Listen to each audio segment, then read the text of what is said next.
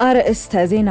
በኤችአይቪ ኤድስ ተጠቂ ከሆኑ እናቶች ለተወለዱ ህጻናት የሚሰጠው የቅድመ መከላከል ህክምና ከግብአት አቅርቦት መቋረጥ እንዲሁም ከሪፖርት በአግባቡ አለመላክ ጋር ተያይዞ የአፈጻጸም ክፍተት መታየቱ ተነግሯል። ህክምናው ከታቀደለት 88 በመቶ 73 በመቶ ያህሉ ብቻ መሳካቱ ተሰምቷል። የምናጋራችሁ መረጃችን ነው። የኢትዮጵያ መድኃኒት አቅራቢ አገልግሎት በዓለም አቀፍ የኢንተርፕራይዝ ቴክኖሎጂ ዘርፍ ERP ቱዴይ አዋርድ 2025 ተሸላሚ መሆኑ ተነግሯል። አገልግሎቱ በ2024 የህዝብ ጤና ሎጂስቲክስ ስርዓትን ወደ ዲጂታል በመቀየር የመድኃኒት አቅርቦት ክትትልንና ተደራሽነትን በከፍተኛ ሁኔታ በማሻሻል ለሽልማት መብቃቱ ተገልጿል። ዝርዝሩን ይዘናል። በምዕራብ ቻድ በተፈጸመ ድንገተኛ ጥቃት 24 የሚደርሱ ወታደሮች መገደላቸው ተሰምቷል። ጥቃቱ የተፈጸመው በቦኮ ሃራም ታጣቂ ቡድን ነው የተባለ ሲሆን 46 ወታደሮች ላይም የመቁሰል አደጋ እንደደረሰባቸው ተዘግቧል። እናስደምጣቸዋለን። ዩክሬን በራሷ ወገን ያወጀችው የተኩስ አቁም ስምምነት ተግባራዊ ሊሆን ጥቂት ሰዓታት ሲቀሩት ሩሲያ በሰነዘረችው ጥቃት ቢያንስ 28 ሰዎች መገደላቸው ተነግሯል። በጥቃቱ በርካታ ንጹሃን ለህልፈትና ለጉዳት መዳረጋቸው ተነግሯል። በዝርዝር እናጋራቸዋለን። ጤና ይስጥልኝ ሀገሬ ቴሌቪዥን ተመልካቾቻችን እንደምን ቆይታችኋል? የዕለቱ የምሳ ሰዓት ዜናዎች ወደ እናንተ መድረስ ጀምረዋል። ከሀገር ውስጥ እንዲሁም ከውጭ ያዝናቸውን መረጃዎች ምህረት ደግፍ የማስደምጣቸው ይሆናል። በኤችአይቪ ኤድስ ተጠቂ ከሆኑ እናቶች ለተወለዱ ህጻናት የሚሰጠው የቅድመ መከላከል ህክምና ከግብአት አቅርቦት መቋረጥ እንዲሁም ከሪፖርት በአግባቡ አለመላክ ጋር ተያይዞ የአፈጻጸም ክፍተት ማሳየቱ ተነግሯል። ይህ የተነገረው በህዝብ ተወካዮች ምክር ቤት የጤና ማህበራዊ ልማት ባህልና ስፖርት ጉዳዮች ቋሚ ኮሚቴ የጤና ሚኒስቴርን የ2018 በጀት ዓመት የ9 ወራት እቅድ አፈጻጸም ሪፖርት በተመለከተበት ወቅት ነው። በሪፖርቱ ህክምናው ከታቀደለት 88 በመቶ 73 በመቶ ያህሉ ብቻ ተሳክቷል ያሉት የጤና ሚኒስትር ዴኤታ ዶክተር ደረጀ ዱጉማ ሚኒስቴሩ በቀጣይ በልዩ ትኩረት እንደሚሰራበት ገልጸዋል። ከዚህ በተጨማሪም በክልሎችና በፌዴራል ደረጃ የሚገነቡ የጤና ተቋማት ፕሮጀክቶች ትኩረት ተሰጥቶ በመደገፍና በጊዜና በጥራት እንዲጠናቀቁ እየተሰራ መሆኑን ሚኒስቴሩ ገልጿል። በተያያዘም ለጤና ዘርፍ ባለሙያዎች የሙያ ስነ ምግባርን ህብረተሰቡን ለማገልገል ስልጠናዎችን በመስጠትና የሪፎርም ስራውን በማጠናከር አንዱ የትኩረት መስክ ተደርጎ እየተሰራ መሆኑን ገልጿል። የኢትዮጵያ መድኃኒት አቅራቢ አገልግሎት በዓለም አቀፍ የኢንተርፕራይዝ ቴክኖሎጂ ዘርፍ ERP ቱዴይ አዋርድ በ2025 በትራንስፎርሜሽን ፕሮጀክት ኦፍ ዘ ይር ተሸላሚ መሆኑ ተነግሯል። አገልግሎቱ በ2024 የህዝብ ጤና ሎጂስቲክስ ስርዓትን ወደ ዲጂታል በመቀየር የመድኃኒት አቅርቦት ክትትልንና ተደራሽነትን በከፍተኛ ሁኔታ በማሻሻል ለሽልማት መብቃቱ ተገልጿል። አገልግሎቱ የዲጂታል ትራንስፎርሜሽን ስራውን ከመጀመሩ በፊት ጥናት በማድረግ በአገልግሎት አሰጣጡ ላይ የነበሩ ተግዳሮቶችን በተለያየ መልኩ መፍታት መቻሉንም ገልጿል። የፋይናንስ ግዢ፣ ክምችት፣ መጋዘንና የሰው ኃይል አስተዳደርን በአንድ ማዕከላዊ የሳፕ አሰራር ስርዓት በመተግበር የተቀናጀ የሪፖርት ስርዓት በመዘርጋት የቅጽበት ክትትል፣ የመድኃኒት ስርጭትን መከታተል የሚያስችል አቅም መፈጠር መቻሉንም ገልጿል። አገልግሎቱ ይህን ሽልማት ማግኘቱ በቀጣይ ዘመናዊ ቴክኖሎጂን በመጠቀም ጥራቱን የጠበቀና የተቀላጠፈ የጤና አገልግሎት ግብዓት አቅርቦት ስርዓቱን በመዘርጋት ለዜጎች ተደራሽ ለማድረግ የሚደረገውን ጥረት ተጠናክሮ እንዲቀጥል አድርጓል ሲል በማህበራዊ የትስስር ገጹ አስፍሯል። የጋምቤላ ብሔራዊ ፓርክ ላይ የሚደርሱ ህገወጥ አደን፣ ድንበር ዘለል የእንስሳት ግጦሽና ሌሎችም ተግዳሮቶች በትብብር ሊቀረፉ እንደሚገባ ተገለጸ። ፓርኩ ባለው አቅም ለክልሉም ሆነ ለሀገር ኢኮኖሚ የሚጠበቅበትን ያህል ጥቅም እያስገኘ አልነበረም ያሉት የክልሉ ርዕሰ መስተዳድር አለሚቱ ኡሙዶ ፓርኩን ለማልማትና ለመጠበቅ ተባብሮ መስራት ያስፈልጋል ብለዋል። ብሔራዊ ፓርኩን ከአፍሪካ ፓርኮች ኔትወርክ ጋር በማስተሳሰርና በአዲስ መልክ ለማልማት የተጀመሩ ስራዎች መኖራቸውንም ርዕሰ መስተዳድሩ አክሏል። የክልሉ አመራሮች ፓርኩን በጋራም ለመጠበቅና የልማት ስራዎችን ለመስራት በሚቻልባቸው ጉዳዮች ላይ ከአፍሪካ ፓርኮች ኔትወርክ ጋር ምክክር ማድረጋቸው የተነገረ ሲሆን በፓርኩ ውስጥ የሚገኙ የብዝሃ ህይወት ሀብቶችን ማህበረሰቡን ባሳተፈ መልኩ ለመጠበቅ የሚደረገውን ጥረት ለማጠናከር ያለመ ውይይት መሆኑንም ኢዜአ ዘግቧል።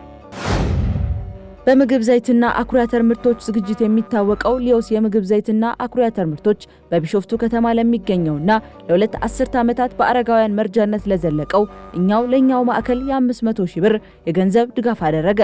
ይህ የድጋፍ መርሃ ግብር የተከናወነው በግብርናውና በኢንዱስትሪው ዘርፍ በአገር አቀፍ ደረጃ ተጠቃሽ የሆኑትና የሊዮስ የምግብ ዘይትና ሶያ ምርቶች ባለቤት የነበሩት የመቶ አለቃ ለማ አስፋው መታሰቢያ ፕሮግራም ላይ ነው። መቶ አለቃ ለማ አስፋው በኢትዮጵያ የመጀመሪያውን ዓለም አቀፍ የዶሮና የእንስሳት መኖ ማምረቻ ድርጅት በመመስረት የሚታወቁ ሲሆን ከዚህም ባሻገር ዓለም ፋርምስና ሊዮስ የምግብ ዘይት ፋብሪካን በመሳሰሉ ተቋማት አማካኝነት በሀገሪቱ የግብርና ዘርፍ ላይ ለውጥ ለማምጣት ከሰሩ ሰዎች መካከል የሚጠቀሱ መሆናቸውን የህይወት ታሪካቸው ያሳያል። በቢሾፍቱ ከተማ በተካሄደው በዚህ ስነ ስርዓት ላይ የኦሮሚያ ክልል ርዕሰ መስተዳድር ፕሬዝዳንትና የህዝብ ተወካዮች ምክር ቤት አፈ ጉባኤ በመሆን ያገለገሉት አቶ አባዱላ ገመዳን ጨምሮ ሌሎች እንግዶች ተገኝተዋል። ከሀገር ውጪ ወደ ያዝናቸው መረጃዎቻችን አለፍን።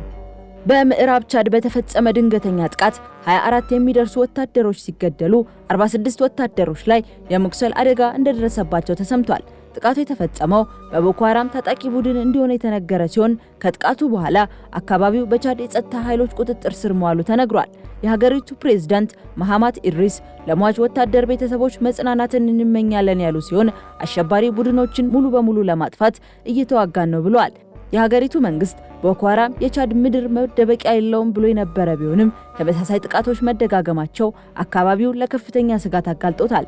ጥቃቱ የተፈጸመበት የቻድ ሐይቅ ደሴቶችና ረግረጋማ ቦታዎች በተለይም እንደ ቦኮ ሃራም ላሉ ታጣቂ ቡድኖች መደበቂያነት የሚያመቹ መሆናቸውን አፍሪካ ኒውስ በዘገባው አመላክቷል። የኢራን የውጭ ጉዳይ ሚኒስትር አባስ አራቺ በአሜሪካ እስራኤልና ኢራን መካከል ጦርነት ከተቀሰቀሰ ወዲህ ለመጀመሪያ ጊዜ በቤጂንግ ከቻይና አቻቸው ጋር ተገናኝተው ተወያይተዋል። ይህ የሁለቱ ሀገራት የቅርብ ግንኙነት ማሳያ የሆነ ውይይት የተካሄደው የአሜሪካው ፕሬዝዳንት ዶናልድ ትራምፕ ከቻይናው ፕሬዝዳንት ሺ ጂንፒንግ ጋር በቅርቡ ሊያደርጉት ካሰቡት ስብሰባ አስቀድሞ ነው። አሁን ላይ ያለው ጦርነት በዓለም ታሪክ ታይቶ የማይታወቅ የነዳጅ አቅርቦት ቀውስ የፈጠረ ሲሆን የዓለማችን ቀዳሚ የነዳጅ አስመጪ የሆነችው የቻይናን የኃይል ደህንነት በእጅጉ የጎዳ ሆኗል። የአሜሪካ የገንዘብ ሚኒስትር ስኮት ቤሰንት ቻይና ኢራን የሆርሙዝን የባህር በር ለዓለም አቀፍ የንግድ መርከቦች እንድትከፍት ዲፕሎማሲያዊ ጥረቷን እንድታጠናክር አሳስበዋል። ፕሬዝዳንት ትራምፕና ሺ ጂንፒንግ በቤጂንግ በሚኖራቸው ስብሰባ በኢራን ጉዳይ ላይ በግንባር እንደሚመክሩ ሚኒስትሩ ገልጸዋል። በተጨማሪም ቻይናና ሩሲያ የንግድ መርከቦችን ደህንነት ለማስጠበቅ በተባበሩት መንግስታት ድርጅት የሚቀርቡ የውሳኔ ሀሳቦችን ከማገድ እንዲቆጠቡ ጠይቀዋል። በሳምንቱ መጀመሪያ አሜሪካና ኢራን በባህረ ሰላጤው አዳዲስ ጥቃቶችን የተለዋወጡ ሲሆን ይህ የባህር ላይ እገዳ ፉክክር ቀድሞውንም ተሰባሪ የነበረውን የተኩስ አቁም ስምምነት አደጋ ላይ ጥሎታል። ፕሬዝዳንት ትራምፕ የአሜሪካ የባህር ኃይል የመርከቦችን ደህንነት እንደሚያስጠብቅ ቢገልጹም ከኢራን ጋር መሻሻል የታየበት ስምምነት ላይ መደረሱን ተከትሎ ዘመቻው እንዲቆም አድርገዋል። በሌላ በኩል ቻይና የተኩስ አቁም እንዲደረግና የባህር ላይ እገዳው እንዲነሳ ጥሪዋን የቀጠለች ሲሆን በአሜሪካ ማዕቀብ ላይ ያላትን ተቃውሞ አጠናክራለች። የቻይና የንግድ ሚኒስቴር የቻይና ኩባንያዎች የአሜሪካን ማዕቀብ ሳይቀበሉ የኢራንን ነዳጅ መግዛታቸውን እንዲቀጥሉ አዟል። ዩክሬን በራሷ ወገን ያወጀችው የተኩስ አቁም ስምምነት ተግባራዊ ሊሆን ሰዓታት ሲቀሩት ሩሲያ በሰነዘረችው ጥቃት ቢያንስ 28 ሰዎች መገደላቸው ተነግሯል። ዩክሬን እኩለ ሌሊት ላይ ተኩስ ለማቆም አቅዳ የነበረ ቢሆንም ሞስኮ በዛፖሮዥያ ክራማቶርስክና ዲኖፕሮ ከተሞች ላይ የፈጸመችው የአየር ጥቃት በርካታ ንጹሃንን ለህልፈትና ለጉዳት ዳርጓል። ፕሬዝዳንት ቮሎዲሚር ዜሌንስኪ ሩሲያ ሰላምን እየጠየቀች በሌላ በኩል ገዳይ ጥቃቶችን መሰንዘሯን ፍጹም ግብዝነት ሲሉ ወንጅሏል። ሩሲያ በበኩሏ ግንቦት 9 ለሚከበረው የናዚ ድል መታሰቢያ በዓል የተኩስ አቁም እንዲደረግ ጠይቃ የነበረ ቢሆንም በጸጥታ ስጋት ምክንያት የድል ቀን ሰልፏን እንድትቀንስ ተገዳለች። በሞስኮ የኢንተርኔት አገልግሎትም መቋረጡ ተነግሯል። በዲፕሎማሲው ረገድ የአሜሪካው የውጭ ጉዳይ ሚኒስትር ማርኮ ሩቢዮ ከሩሲያው አቻቸው ሰርጌይ ላቭሮቭ ጋር በስልክ ተወያይተዋል። ውይይቱ በሁለቱ ሀገራት ግንኙነት፣ በዩክሬን ጦርነትና በኢራን ጉዳይ ላይ ያተኮረ ቢሆንም ዝርዝር ስምምነቱ አልተገለጸም። ዩክሬን በበኩሏ በሩሲያ የነዳጅ ተቋማት ላይ የአጸፋ ድሮን ጥቃቶችን እያጠናከረች ትገኛለች።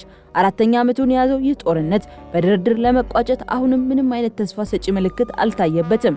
ሩሲያ ዩክሬን ጦሯን እንድታስወጣ የምታቀርበው ቅድመ ሁኔታ በዩክሬን በኩል እንደ እጅ መስጠት ተቆጥሮ ውድቅ ተደርጓል ሲል አርቲ ዘግቧል። ተመልካቾቻችን ለሰዓቱ ያዝናቸው መረጃዎች እነዚህን ይመስሉ ነበር። ከቀሪ የጣቢያው ፕሮግራሞች ጋር መልካም ቆይታ